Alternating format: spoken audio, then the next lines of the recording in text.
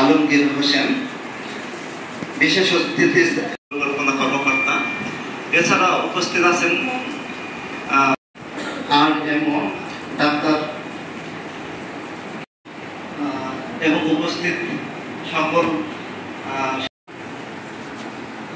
হরিণাকুণ্ড রাখবেন আমাদের সম্মানীয় জেলা ব্যবস্থাপক মহোদয়।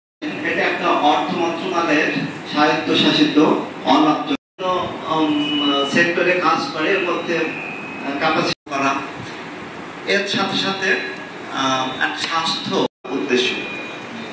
তো সোশ্যাল ডেভেলপমেন্ট ফাউন্ডেশন প্রকল্পে 20টি সহ, সেখানে যারা দরিদ্র এবং অতি দরিদ্র।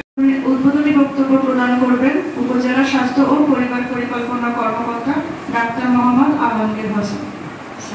বিশেষভাবে আমাদের ঝিনাইদহ জেলা যে আচরণের পরিবর্তনের জন্য আমরা বিভিন্ন ফাউন্ডেশন, SDF, এই সবই লক্ষ্য হচ্ছে যে আমাদের স্বাস্থ্য সেবা নিশ্চিত সহ তাদের